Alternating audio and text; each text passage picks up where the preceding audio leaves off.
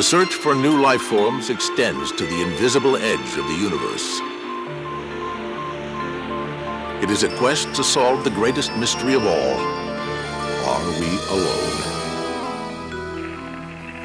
Even as scientists listen for signals of intelligence from beyond our galaxy, here on planet Earth, a search of another kind begins. In Northern California, investigators look for evidence of a man-ape that's still unclassified by science. Our quest for strange creatures takes us to the four corners of the globe, and finally, beyond the limits of the Earth. In the skies above Belgium, a high-speed UFO encounter leads to a stunning announcement. Just how close have we come to extraterrestrial contact? Victims of alleged alien abductions tell us of ordeals that can last for a lifetime. And now, the search for answers begins as Reader's Digest Mysteries of the Unexplained presents Strange Beings and UFOs.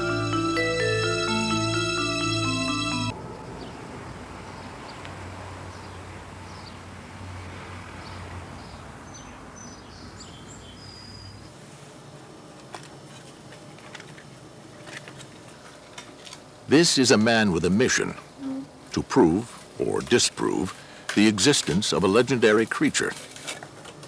This is a cast of its gigantic footprint. Jeff Meldrum, a primate anatomist, is one of a handful of investigators around the world studying these extraordinary clues. From these tracks and some 1,500 U.S. sightings comes a profile of what some call a monster, and others a missing link.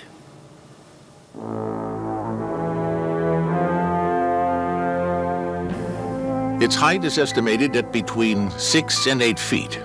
Its weight between 280 and 700 pounds. The Indians of the Northwest call the creature Sasquatch. We call it Bigfoot. People sometimes ask, could a Bigfoot track simply be a big human foot? And the answer is quite simply no, that there are very significant differences between the two. For example, the foot is basically much flatter than is a human footprint. There's no discernible arch as is found in a human footprint. There are also differences in the way in which the foot moves. In a more ape-like foot, there is greater flexibility through the instep. And I've seen this feature consistently demonstrated in a number of tracks from a number of different and very diverse situations.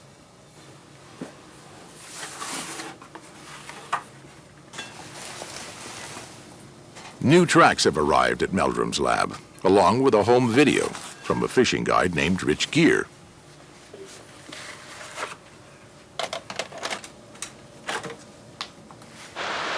Okay, first one, we're going to cast that one. And there's another one right there that's been stepped on by a dog. There's another cast right there. We're headed towards the creek at this point. A long-time tracker of Bigfoot, Gear had come well prepared. He made casts of the footprints before following them deeper into the woods. Something moved and then I looked. And there was another down log 30, 40 foot away on the side of the hill and staring me, sort of bent over, kind of like a linebacker in a football game, head kind of hunched back, looking down around the corner at me, was this furry creature. According to Gear, the creature then fled into the forest. As it did, it left behind a few strands of body hair. Okay. How wild. This is unreal. Gear sent them along to Meldrum for analysis. He's pulled some more out.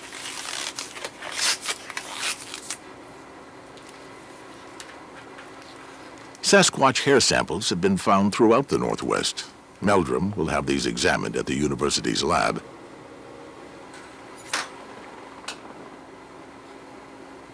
Hello, is this Rich Gear? Yes, this is Jeff Meldrum calling. Yes, I received your package. Yes, it received, Meldrum will soon a visit the reviving heart of order. Bigfoot country to meet I found Rich it Gere very interesting, as the search for especially, nature's hair most sample. elusive creature continues. In fact, a colleague of mine and myself would like to come out and...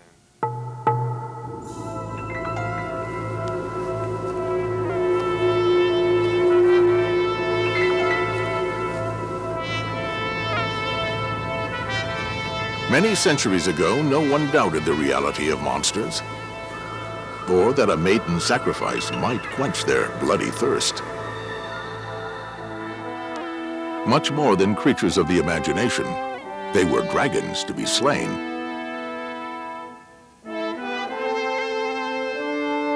Strangest of all these fierce and fabled beasts was the griffin. With the head of an eagle and the body of a lion with wings, it was a creature that struck terror in the hearts of men. Across the ancient world, people believed griffins were very real man-eating monsters. Researcher Adrienne Mayer now believes she knows why. Legends of monsters often arise in fossil-rich areas. One good example from antiquity is the griffin. The legend began when Greeks made contact with nomads who mined for gold in the vast deserts of Central Asia. By word of mouth, the myth traveled west along ancient caravan routes. As more and more Greeks began to go east toward China over these caravan routes to trade for gold, they brought back more and more reports. The ancient nomads mined for gold in a region rich with fossil remains of dinosaurs. Centuries later, when fossil hunters journeyed to the Gobi Desert, they recovered 2,000 tons of fossils from one species alone, Protoceratops. It's easy to see how this real dinosaur inspired the fable of the griffin.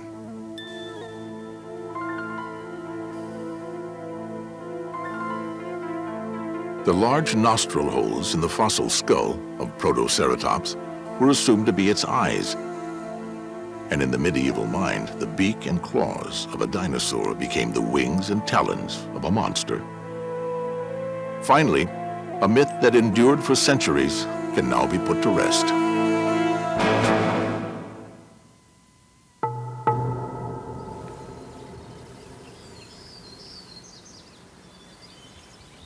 The search for Bigfoot continues. Well, I've spoken to Rich Gere, who sent me the videotape and casts and other materials. He's found a camp for us here, right about there. In Orleans, California, Jeff Meldrum is joined by Richard Greenwell of the International Society of Cryptozoology in Tucson, Arizona. As a cryptozoologist, my job is to, well, first evaluate claims, reports of what we call unverified animals and see if we can verify them. And of course, right here in California, we look for Bigfoot. I'm hopeful that this is a real biological phenomenon, we could call it. It's going to be pretty significant for zoology as well as anthropology, and as well as society, I think.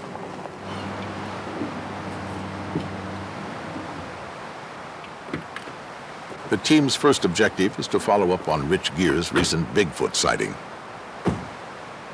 A seasoned forest guide, Gere will donate a few days of his time to help them search for new Bigfoot tracks. Rich Gere, how you doing? Been doing a little scouting around here, and just not too far over the hill is where the actual Patterson sighting was, and there's a nice little sandbar there, and possibly, you know, we might see some things that might get exciting.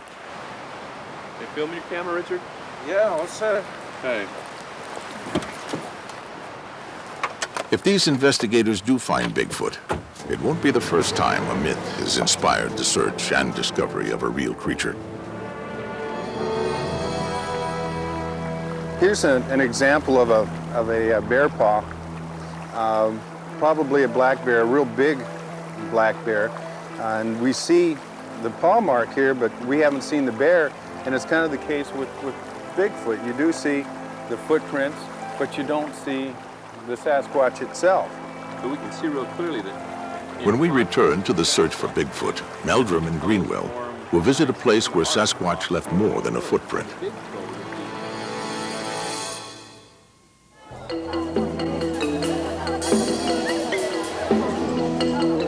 The search for real monsters has led explorers to the far corners of the world.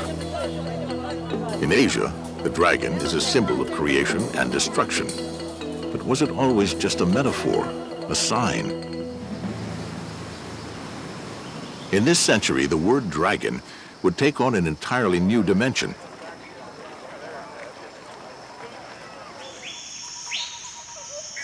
In 1926, a wealthy American adventurer named W. Douglas Burden made a 15,000-mile journey to Indonesia. Burden was lured to a volcanic island called Komodo by native reports of large and ferocious lizards.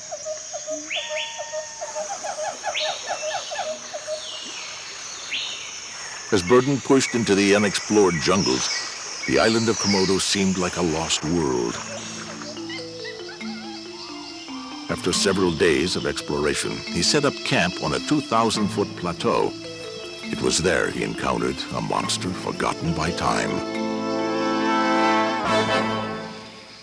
These are the world's first images of the Komodo dragon. Burden could scarcely believe his eyes. It is a real dragon, black as dead lava, whose every aspect speaks of infinite existence.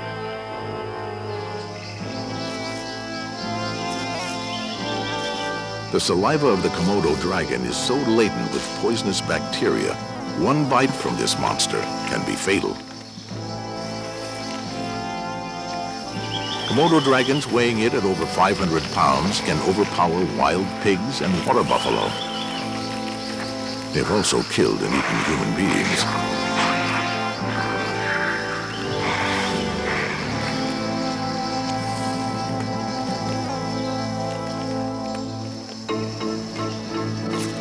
Burden's film provided indisputable proof that his Komodo dragons were real.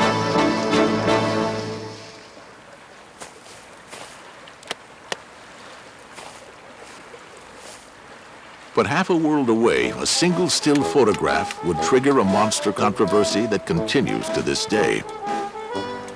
In 1934, an English surgeon named Robert Kenneth Wilson stunned the world with a picture taken from the shores of a lake in Scotland. For decades, witnesses here reported a giant beast swimming in the deep waters of Loch Ness.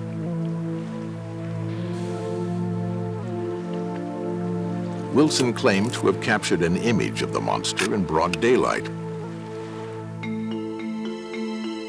The photograph was a profile of a huge creature that looked like a dinosaur.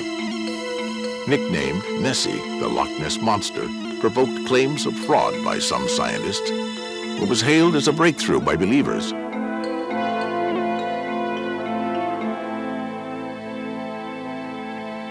Recently, in a deathbed confession, a man who claimed to be part of the famous sighting insisted the entire episode was an elaborate hoax.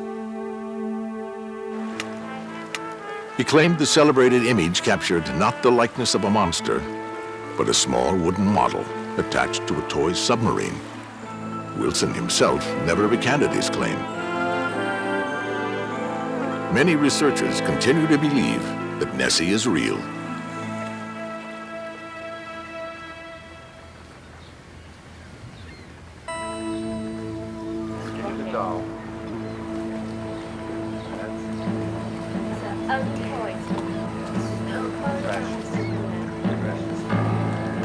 Today, we'd like to think we have conquered our fear of monsters of the deep.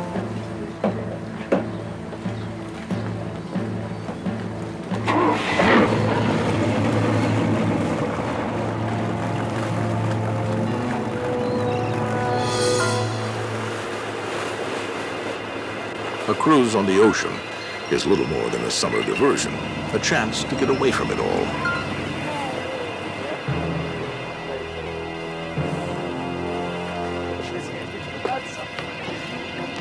But buried in our primal hearts, the fear of what lies below haunts us still. The ocean's depths are alien territory, a place where nightmares do come true.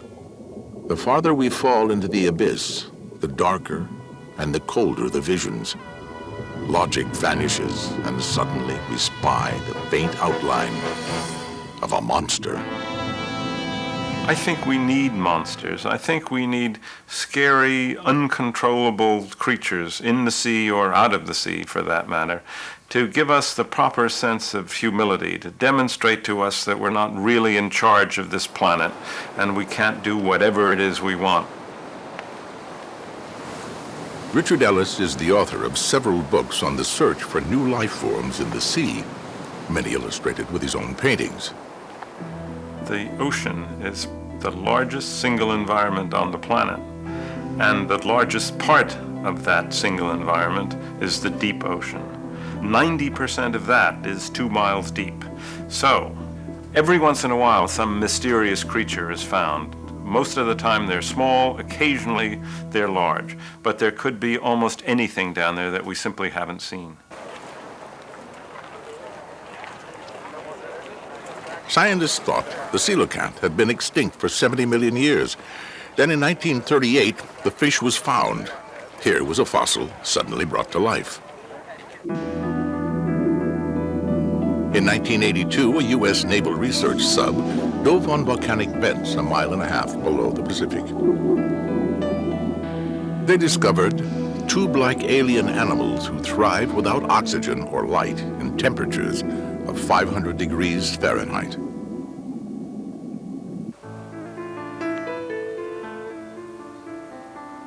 While these new finds intrigue Richard Ellis, the monster that's captured his imagination remains elusive.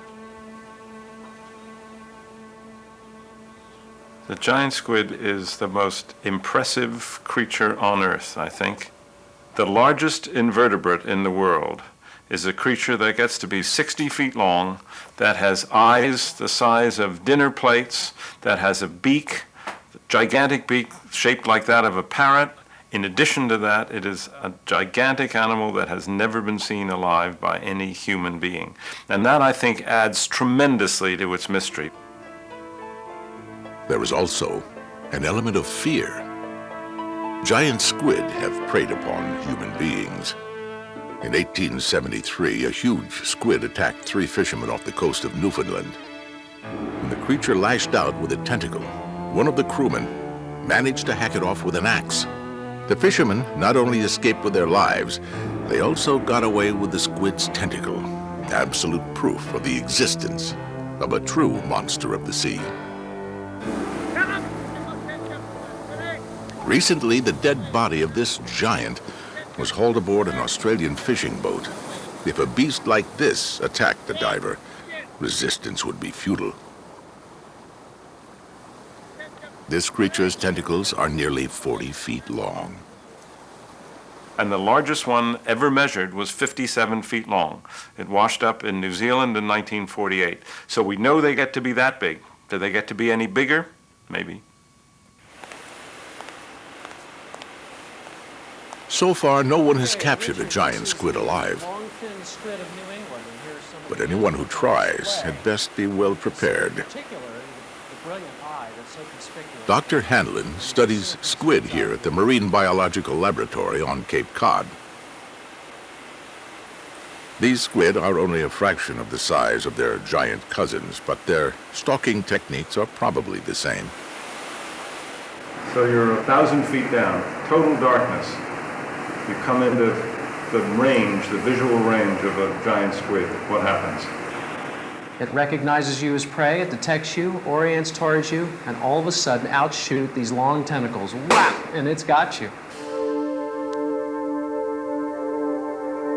Slow motion photography can only hint at the horrors awaiting a diver confronted by a giant squid.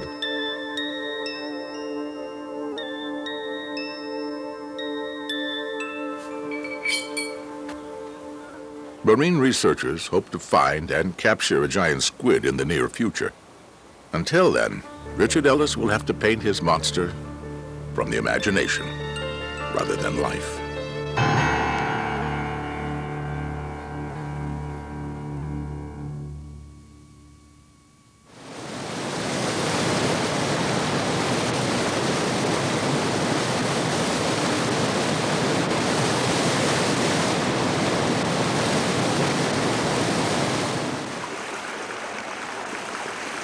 Medford Taylor is a photographer for National Geographic magazine. 10 years ago, he crossed paths with a creature that haunts a world of stone and ice. It was 1985. The first joint Soviet-American mountain climbing expedition was in its second week. Americans and Russians were scaling a series of peaks in the Pamir Mountains of present-day Tajikistan. The story was covered by National Geographic, and Medford Taylor was sent to capture the adventure on film.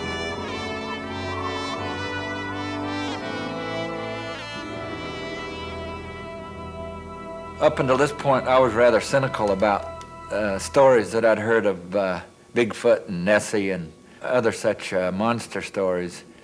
And after actually experiencing an incident like this, I began to question my own disbelief. It was during a lull between climbs that I hiked out from the camp some 2-3 kilometers alone to photograph flowers and fauna around the area. And in one of these valleys, late on an afternoon, I came upon this very large footprint, seemingly by a human of some sort, but not one of any size I'd ever encountered. This is the first time Medford Taylor's photos of the footprint have been revealed to the world. Not only did I photograph the footprint, but the more I looked at this footprint, the more I realized that I was seeing something strange, something I'd never seen before. This chill came over me. It was cold. It was always cold in that desolate valley, and there was always a slight wind blowing. But even beyond that, I felt this chill. There was obviously some other being around me in this place. Taylor is certain he was not hoaxed. He had told no one in the base camp where he intended to hike that fateful day. All I know is that I took the photographs, they're real, and I suppose when people don't understand the reason for something, they walk away from it. And so I suppose for that reason, I put the pictures away in my own file for the last 10 years, and there they've sat. But I still don't have an answer to this.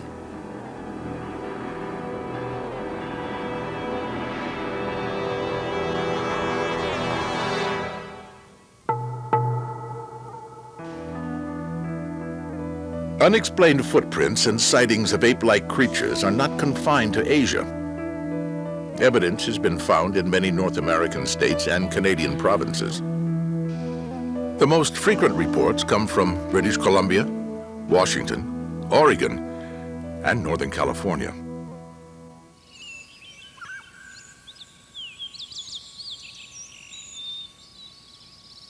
I get asked quite often if I believe in Sasquatch, in Bigfoot, and my answer is usually, and has to continue to be for now, is on Mondays, Wednesdays, and Fridays, I believe in Bigfoot.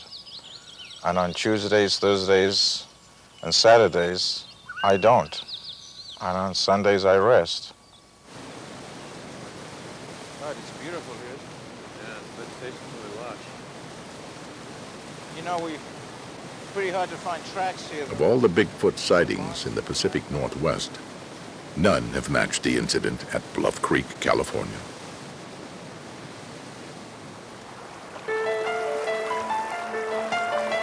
In 1967, two men, Roger Patterson and Bob Gimlin, were determined to bring back proof once and for all that Sasquatch existed. That October, they mounted an expedition to Bluff Creek, a site where scores of footprints have been reported. As they explored the creek bed for tracks, their horses were suddenly spooked.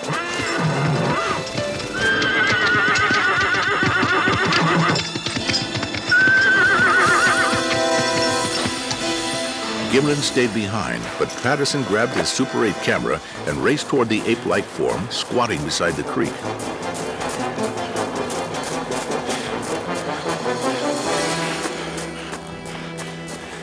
This is the actual scene Patterson shot in 1967. A few seconds of film of what he and Gimlin swore was a living and breathing Sasquatch.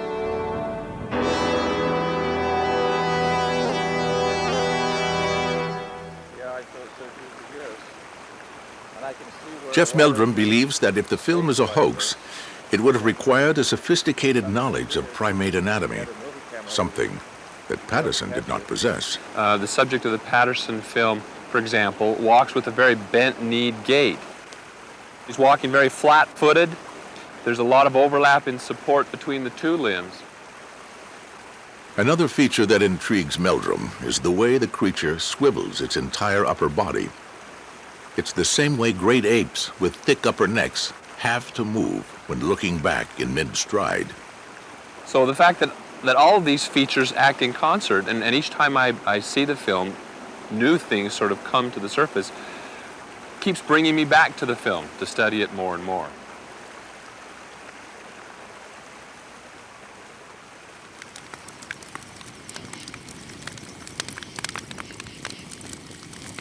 Soon, the team will break off their search for Bigfoot.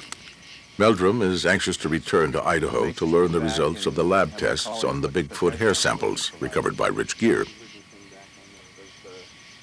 In the meantime, they know that just beyond the firelight, the very creature they seek could be watching them.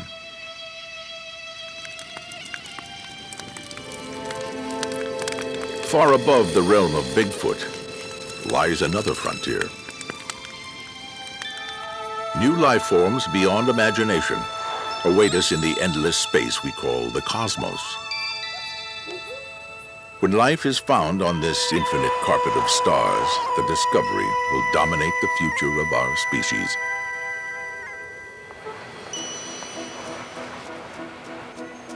Today, public opinion polls indicate more and more people believe in alien encounters.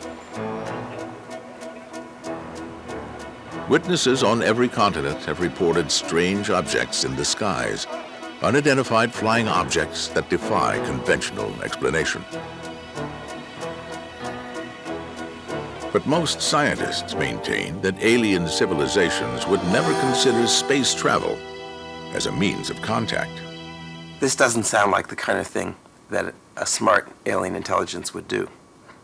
Dr. Paul Horowitz is a Harvard physicist. The cost of a round trip to the nearest star, using technology we could not conceive of actually building, but which is permitted by the laws of physics, would use $200 billion worth of fuel, would use the U.S. power consumption for 1 million years. I think perhaps the most diplomatic thing one can say is the laws of physics do not prohibit space travel, but the laws of economics, in some sense, really do. But proponents of extraterrestrial contact point to a variety of evidence. Photographs of UFOs have been investigated by a host of researchers. And UFOs have been tracked by radar operators who know the difference between weather phenomena and something solid. Richard Hall is chairman of the Fund for UFO Research, a group composed of PhDs from various scientific fields. The United States does not take UFOs seriously currently. However, there are certain countries like France and China, mainland China, and particularly Belgium, that have had many sightings and do take the subject seriously.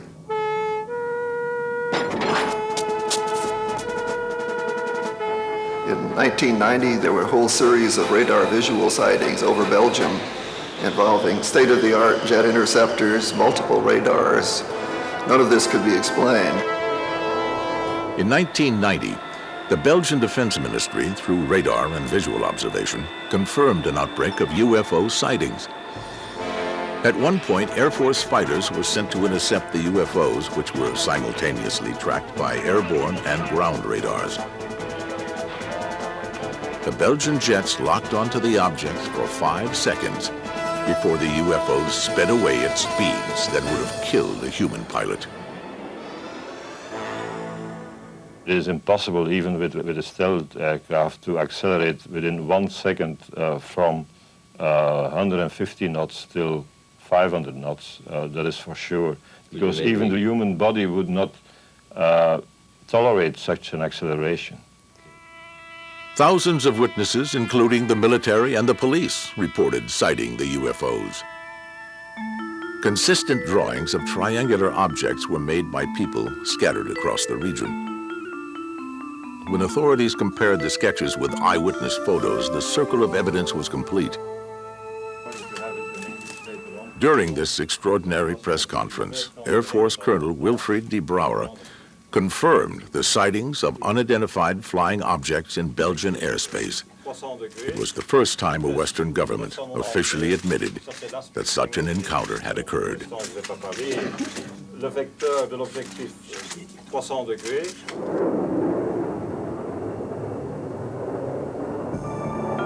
While military pilots as well as U.S. and Russian astronauts have reported UFO sightings, many more have been made by civilians who never gave UFOs a second thought. There's a little sloop sailing north on the river. Sam Gerard and his wife Alice live along the Hudson River just north of New York City. Gerard is a retired oceanographer and senior research associate of the Lamont Doherty Earth Observatory of Columbia University. Alice is a former school administrator. Yes. Well, I really didn't know anything about UFOs before this incident. I thought they were most unlikely, and I didn't really believe in people who said they'd seen them until I saw one myself. As a scientist, I was a complete agnostic. If I were to see one, I could then believe in it, but just to hear accounts of their existence was not any scientific proof as far as I was concerned. On March 16, 1996, the Gerards were driving east on Veterans Memorial Highway. At 5:45 p.m., they saw a low-flying object through the trees. We slowed down enough to determine that it was probably neither a helicopter nor a light plane. Sam and Alice followed the object to Lake Tapan, where it hovered in one position high over the water. Sam made this sketch of a UFO covered with flashing lights. You could see these lights even though it was a bright sun from the west and back of us. It looked like a piece of junk jewelry because the lights didn't seem to be arranged regularly. They were sort of bright. They all seemed to me to be like electric light bulbs. That were in the article in the paper that we... Sam Gerard has designed instruments that were adapted for use during the Apollo project to the moon, but nothing in his experience explains the object he saw that afternoon. I can state unequivocally that this was not a conventional aircraft, nor was it powered by any system that is understood even by people with a high level of understanding of technology. Sam and Alice's encounter is the latest in a series of American sightings that began in a period following the Second World War. Clustered around a 2-week period in the late 1940s, reports came in from all 48 states. The modern UFO era began in 1947 when Kenneth Arnold, a private pilot over Washington State, sighted a chain of objects skimming along over the mountaintops. And he said that they flew like a saucer does when you skip it across water. And that's the origin of the expression flying saucer.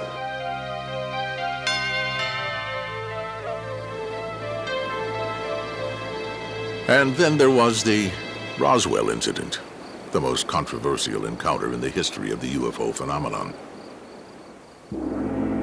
In July of 1947, a local rancher named Mac Brazel discovered fragments of a metallic material spread over a 1/4 square mile of his land. It looked like a crash site. The fragments were turned over to officials at the Roswell Army Airfield, home of the 509th Bomber Group.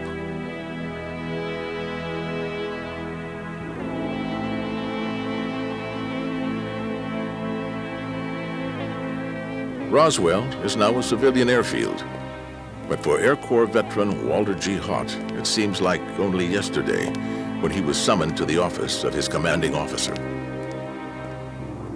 Well, that day of July the 8th, 1947, I was given information by Colonel William H. Blanchard, the commanding officer.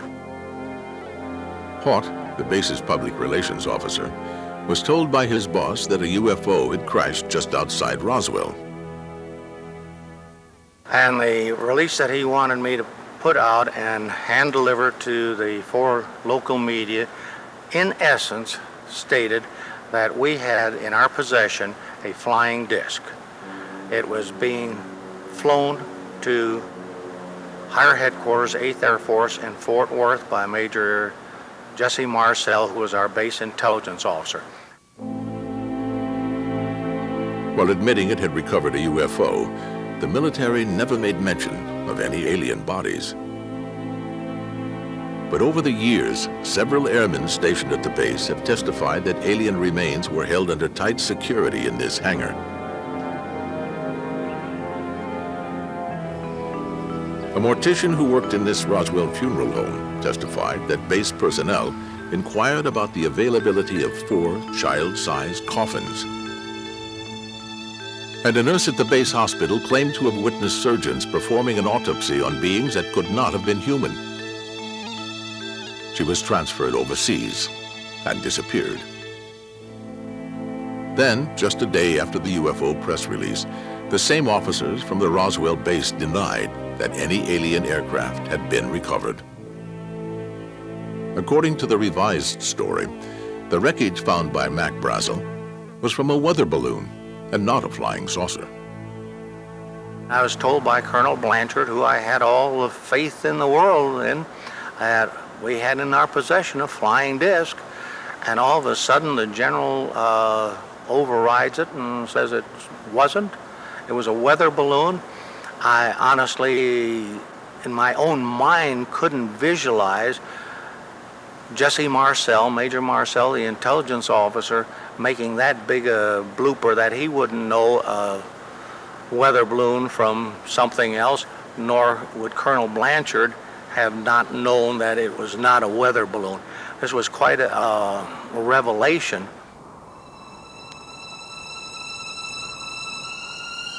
Nearly 50 years later, government officials insist no alien bodies were ever found and no wreckage ever recovered from a UFO crash.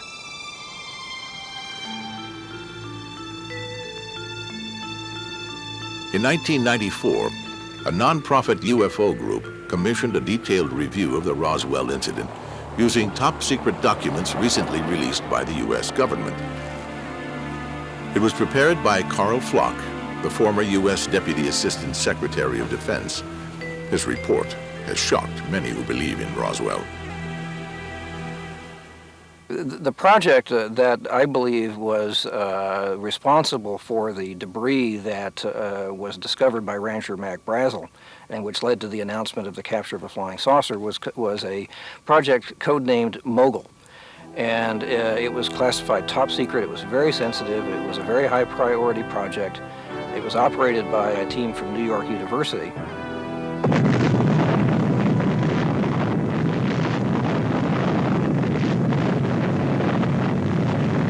Mogul was the code word for an experimental balloon designed to carry equipment high into the atmosphere. Its mission was to detect evidence of Soviet atom bomb tests. According to government records, Mogul balloons were being tested in New Mexico when one of them came down on Mac Brazel's cattle ranch.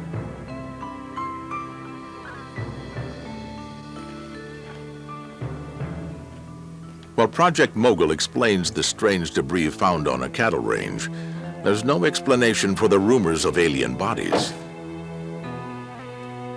Carl Flock believes that it's time for the government to acknowledge whether any remains, alien or human, were ever held in secret at the base. Perhaps then, the Roswell incident can be truly put to rest.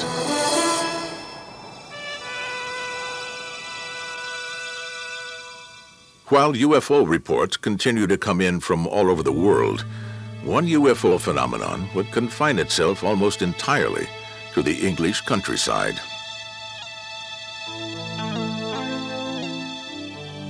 Late in the 1970s, startling evidence of possible alien encounters emerged in the form of strange circular patterns on agricultural land.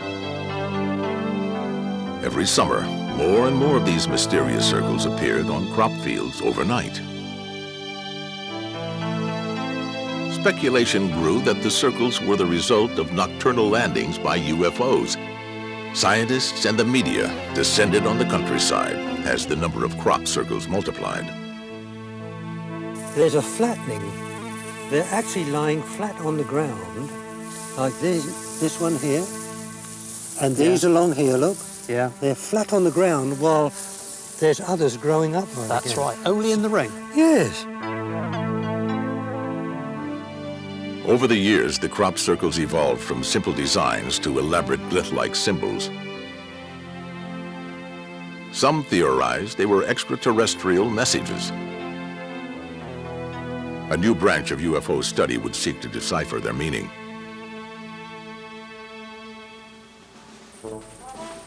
By 1993, the mystery had become a national obsession.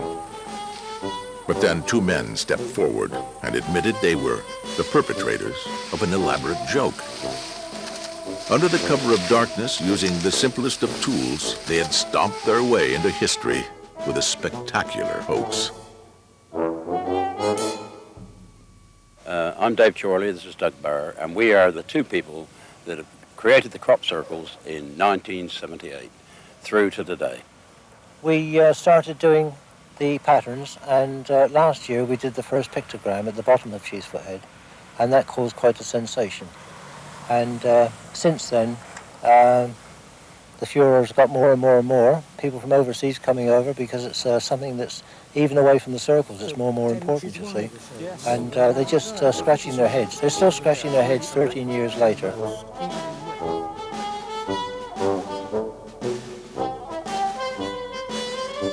The incident provided the world with some comic relief, but other alleged UFO encounters are more serious and as yet unexplained.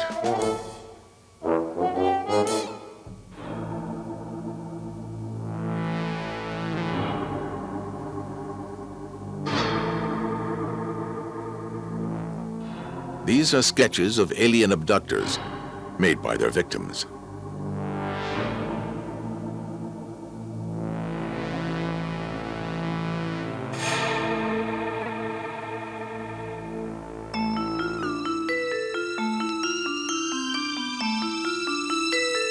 Most report being confronted by UFOs emanating bright and paralyzing lights.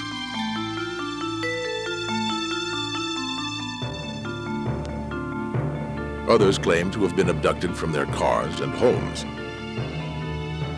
When they return, they're unable to account for their whereabouts for hours or even days.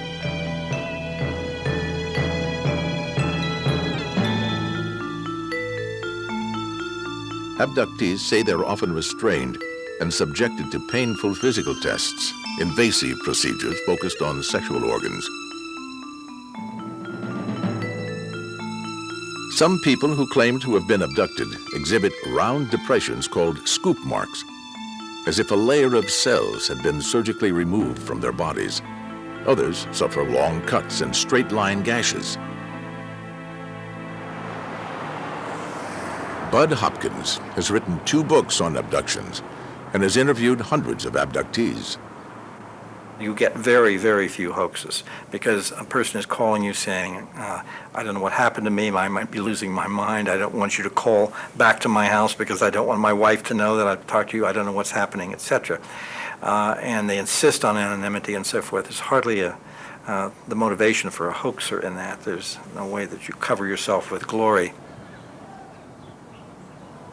Oh, I never thought about UFOs. It never really occurred to me at all about even their possibility until I was 17 and it was in my face and there was no way to avoid it. Chris Hinton is a 42-year-old assistant building contractor in Washington, D.C. He provided this interview in hopes of helping other victims.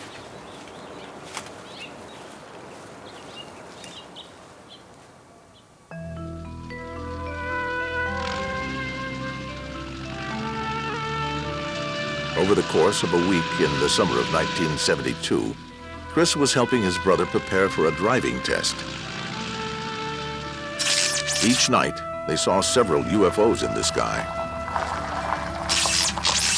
We see a bright light over the horizon just shoot across the sky, lightning speed, and then stop suddenly on a dime.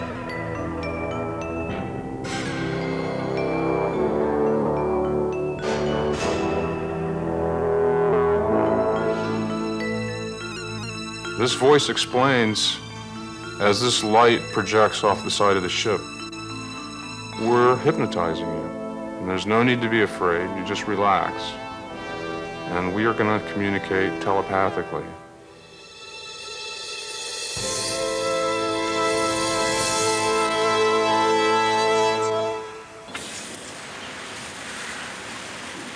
Chris's teenage encounters triggered forgotten memories.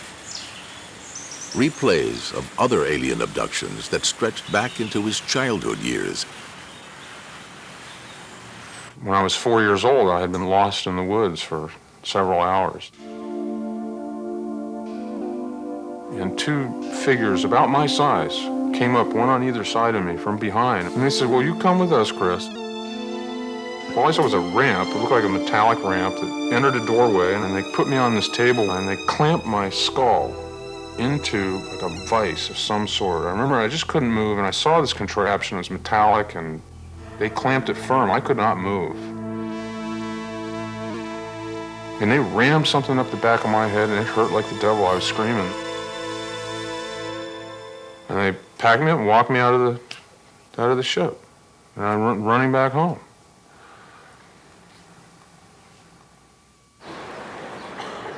By 1992, stories like Chris's had become so widespread that a special conference was convened at the Massachusetts Institute of Technology to investigate alien abductions.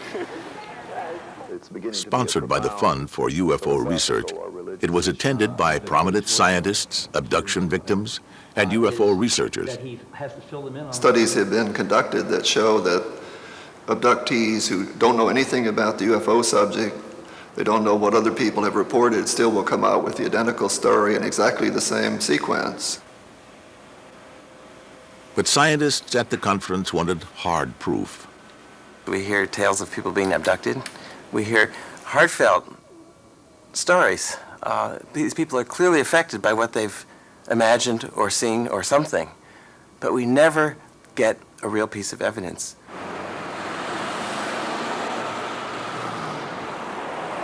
Bud Hopkins believes he's found the kind of evidence scientists are looking for here in Salt Lake City, Utah. This woman and her son had an abduction experience. To protect their privacy, they requested we mask their identities. Their ordeal began on a drive home from a family get-together. And all of a sudden, we were hit by that bright light, just a bright light. That came from nowhere. I couldn't see the road. I knew I was moving. I looked over at him and I told him, I can't see the road. And that's the last of my memory. My recollection is my mother let go of the steering wheel, and at that point, I reached over and grabbed it. I can't remember going home. I can't remember the next day. Like many abductees, memories of intrusive alien surgery began to haunt Joan. A year later, an accident would reveal some extraordinary evidence. I hit my head on the fireplace, and I was out unconscious for about 45 minutes. I woke up and made it to the phone and called my parents, and they came and took me to the hospital. And they x-rayed my head.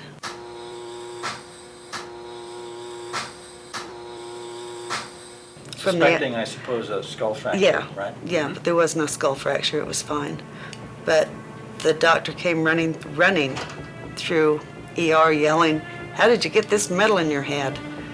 Well, I had no idea, neither did my parents. I've never had a head injury to where I could get metal in my brain. The radiologist's report indicates an oval metallic object of unknown origin is lodged in the parasagittal region of the woman's brain. The official hospital report goes on to state, the appearance is unusual for an artifact, and certainly the pattern would be worthy of pursuit. What did you think? I mean, did you... Skeptics insist that reports of alien abductions are the product of some mass subconscious hysteria. But if they are fantasies, how do we explain the radiologist report?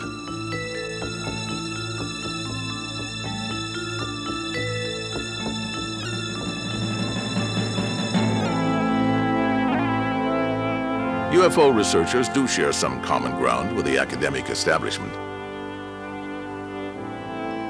Just north of Boston, Massachusetts, the Billion-Channel Extraterrestrial Assay, or BETA project, is an ambitious scientific search for extraterrestrial intelligence. A joint project of Harvard University and the Planetary Society of Pasadena, California. This radio telescope is listening for a signal from outer space.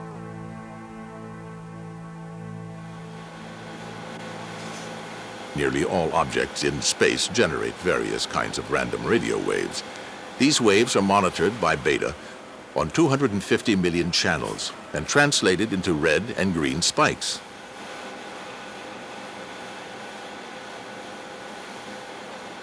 If alien cultures are trying to communicate to other civilizations, a strong radio beacon would be a logical way to say hello. Should BETA spot an unusually strong and steady signal, its powerful computer would peg it as an alien radio beacon. Dr. Paul Horowitz of Harvard University directs the project. Life elsewhere in the universe, guaranteed. Life elsewhere in our galaxy of 400 billion stars, guaranteed. Intelligent life elsewhere in the universe, guaranteed. Intelligent life elsewhere in our galaxy, so overwhelmingly likely that I'd give you any odds you like. I think the tough part is the intelligent life interested in communicating? Are they sending messages by a method that we can detect in our direction at a power level sufficient for us to detect?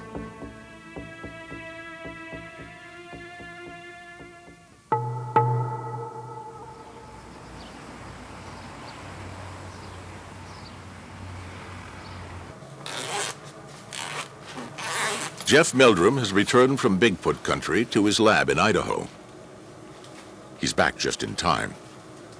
Preliminary tests on the Bigfoot hair sample have been completed with significant results. The hair strands from Northern California are strikingly similar to alleged Sasquatch samples from other states. DNA studies will soon compare the hair with samples taken from gorillas.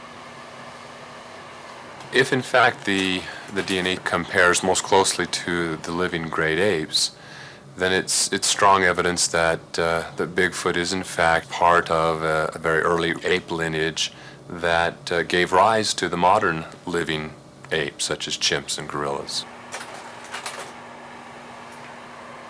The initial results of the DNA tests did confirm the hair samples from Northern California are of animal, not human origin, and are not of any species known to exist in North America.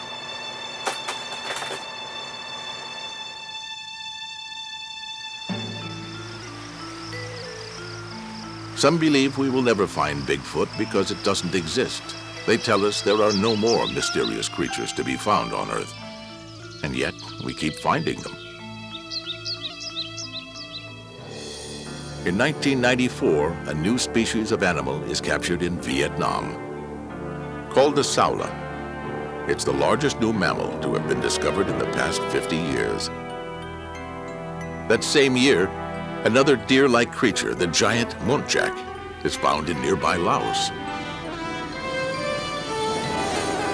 In Antarctica, scientists uncover a meteor from Mars. In 1996, they announced that evidence of alien life forms is embedded in its surface. Based on these spectacular revelations, who can predict what unexplained mysteries await us still?